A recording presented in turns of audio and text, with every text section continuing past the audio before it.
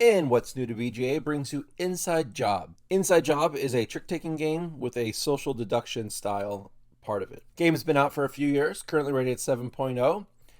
Best with 4 to 5 and has a weight of 1.56. And like I said, it's a trick-taking game, mostly cooperative because there's the trader aspect of it. BGA says it takes about 14 minutes. And I'm unsure if this one will play well turn-based. I play both my games live. The only thing I'm worried about turn-based is there's a lot of information that you can catch from what people play, and I'm worried if I play it turn-based, especially multiple turn-based at the same time, there'd be no way to try to remember what cards people have played without notes or going back to the log. So just be aware of that. I think this one's better, probably real time. First, everybody will get dealt a roll card. You'll have, in a 4-player game, you'll have 3 agents and 1 insider. I'm currently the insider. You obviously don't know who the insider is unless you're the insider.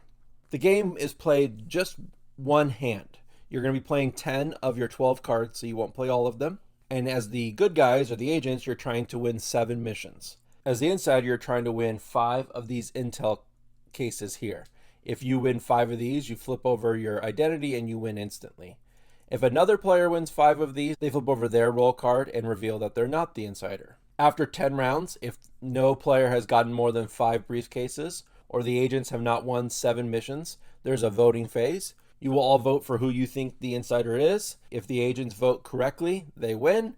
If they do not vote correctly, the insider wins. So at the beginning of the round, whoever the dealer is, or whoever won the last trick, gets dealt 2 mission cards. They have to pick one and play it. You'll notice each mission card tells you what the trump is, what color, and then what the objective is. So here, the last card played must win the trick. And then it's normal trick taking. I'll assume that you know trick taking rules. If you don't know trick taking rules, you shouldn't be playing this. You'd go play a trick taking game first before you play this one for everybody's sake. But then I lead with a card. I chose to start with blue because I had quite a bit of them, hoping that I would get someone stuck. And I did exactly that. The second guy got stuck. He only had the 13, therefore that's the highest. Therefore the last card can't be a trick unless somebody doesn't have any blues.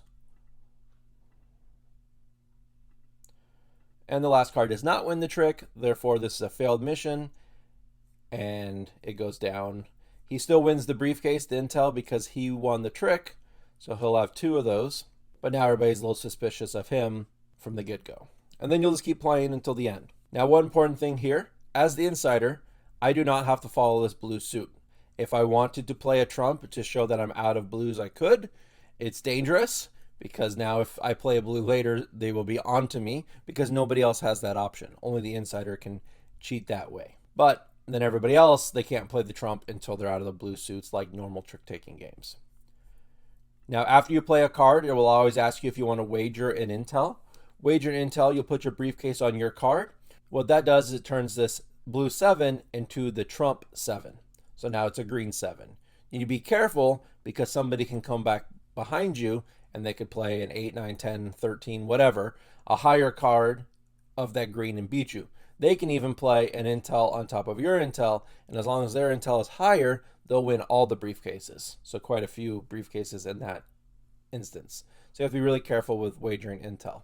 This is this player's 5th intel. You'll see here he collects all the cards. He gets his 5th intel, and he'll reveal his agent card. So now the table knows that it's one of the 3 of us that is the insider. 10th round is over, so we're all going to be voting now who we think the insider is. I only have 2 options because this guy has been revealed as the agent. So we mostly all thought it was the green player here. So we vote for him. He got the most votes. And therefore I won because I was the insider.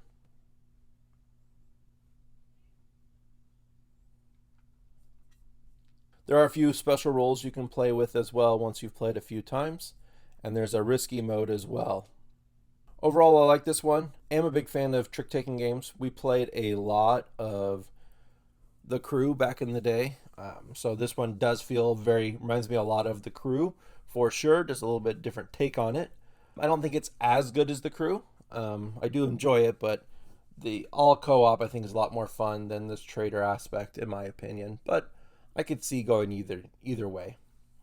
Well, I've been the Digital Board Gamer. Good luck and have fun.